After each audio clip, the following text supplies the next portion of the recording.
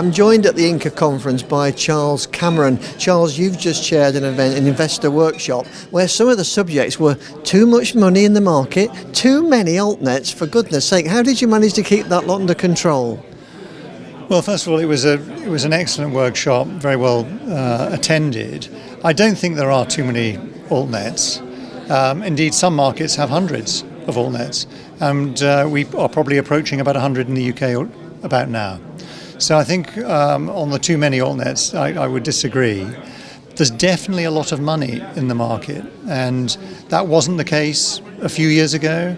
But there's no question that the infrastructure investment community and the banks and lenders have become far more comfortable with this sector, and intriguingly very comfortable supporting what are effectively small companies with very big plans.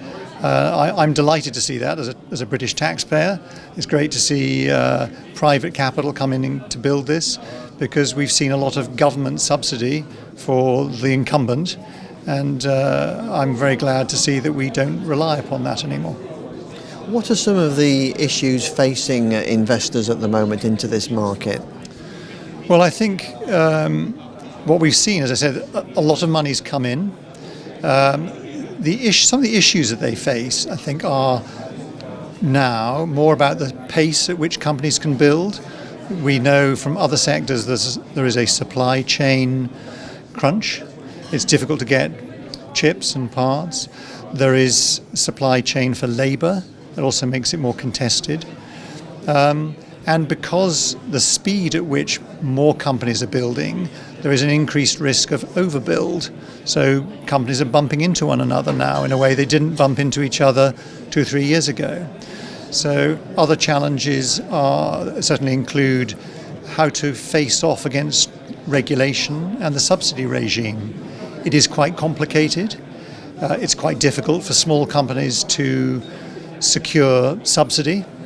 It's easier for large companies that have teams that can bid on concessions, equivalent concessions, or bid on subsidy. So these are some of the issues that I think investors are now facing, is how quickly can they scale up for the next wave of investment, where some of the altnets who've been at it now for 3 or 4 years, they are really building at scale. So it takes time for a small company to build to scale, and that I think is an issue for current investors. And what can the altnets and indeed Inca do themselves? Well, I think one thing that the altnets can do better collectively, I think, is to try to speak with more of one voice, particularly with government. So we've got Ofcom, we've got DCMS, government generally. It's quite easy for the large incumbent, their voice to be heard, because they're very good at it, they've been at it for longer. And of course they are building on an immense scale themselves, which is something we all welcome. The altnets are like a school of fish. They're immensely nimble. They do cover a large scale by virtue of the school, and they can move quickly, but it's very difficult for them to speak with one voice. And consequently, the messaging from that school of fish can be quite noisy, I think, for government to listen to, and very difficult to disaggregate and piece together a consistent message, when in fact the altnets have built broadly the equivalent of what Openreach has built to date, and that's something to be celebrated.